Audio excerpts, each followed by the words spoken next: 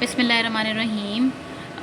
These are few important SAQs and SAQs questions which can be asked in your exam regarding upper limb. Question number 1 is: a 22-year-old football player complains of pain, swelling and weakness in his elbow after a fall during a match.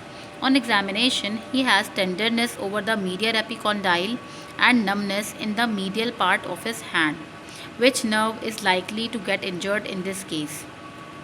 Which muscles are would be weakened in this injury, and which area of the skin would lose the sensation?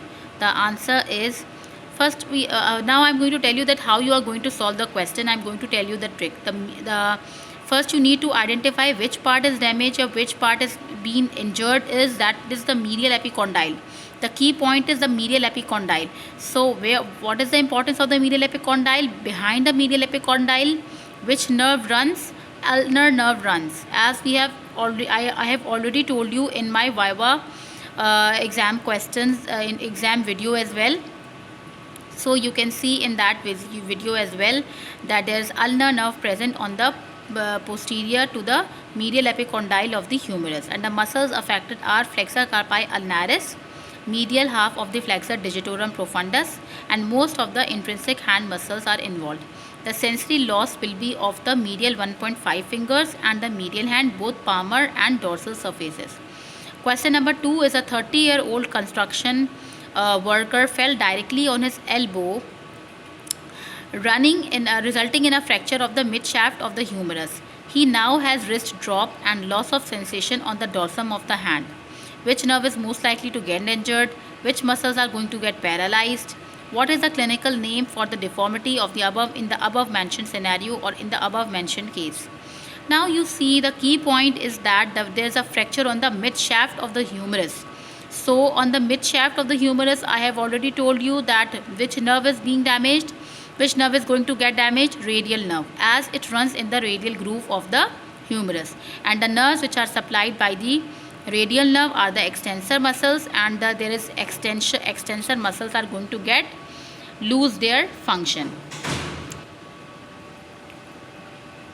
So the muscles paralyzed are extensors of the wrist and fingers, and the muscles are extensor carpi radialis longus and brevis, extensor digitorum, and the deformity name is wrist drop due to the loss of the wrist extensors. Question number 3 is: a 28-year-old woman presents with weakness in his shoulder abduction between 0 to 15 degree and lateral rotation of the arm. She recently had a neck injury from a motor vehicle accident. Name the muscles involved and what are the spinal segments contributing to this nerve.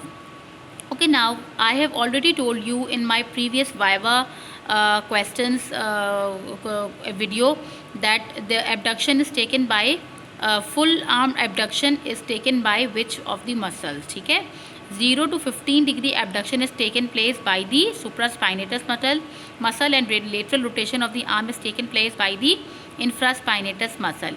And supraspinatus muscle, which nerve supplies the supraspinatus muscle? Suprascapular nerve, and suprascapular nerve supply the supraspinatus muscle and infraspinatus, and the roots involved are C5 and C6, and this is the basically the upper trunk injury of the brachial plexus. Okay, question number 4 is: a 25-year-old man presented to the emergency department with severe pain in his right shoulder, a prominent acromion and loss of sensation over the lateral side of the upper arm.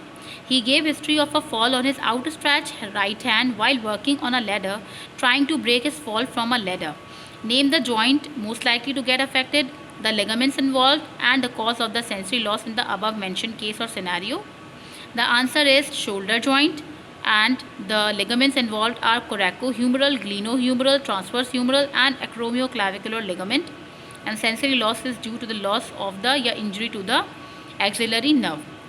The other question which can be asked in the above mentioned scenario is that which nerve, which of the structure is get damaged? Brachial plexus is damaged in the above mentioned case, and there is upper trunk injury, and there is upper trunk injury, and which part? Posterior column involvement. There is posterior column involvement. Okay. And in question number 5, a painter presented to the OPD with complaints of pain radiating down his right arm, numbness, tingling sensation and weakness of the ipsilateral hand. He had been painting the ceiling of a building recently. Which structure was involved in this case? Illustrate a label diagram of the above structure. It means, see, they are asking about the structure. They are not asking you that which nerve, the structure which is going to get damaged, because they are talking about the upper part of the hand. So this is the brachial plexus and the cords are going to get involved. Now you have to draw a label diagram if they are going to ask a label diagram. The other question which can be asked in the above mentioned scenario is that basically this is which trunk injury, this is the lower trunk injury, and this which segments of the spinal nerve segments are involved in the above mentioned scenario. There is CA to T1 injury. Now question number 6 is a 22-year-old motorcycle rider presented to the emergency department with weakness in his right shoulder and upper arm following a road traffic accident in which he was thrown from his bike and landed on his right shoulder, causing his neck to be violently stretched away from his shoulder. On examination, he has difficulty abducting his arm and flexing the elbow. Sensory loss is noted over the lateral aspect of the upper arm and forearm. Which structure was involved in the case? Which injury is involved, and which nerve root involvement takes place? So which structure is involved? Brachial plexus is involved. And which injury is this? Erb's Duchenne palsy, which is due to the upper brachial plexus. Injury, lateral aspect of the arm and forearm, which corresponds to the C5 and C6 dermatomes. That's it for the upper limb part.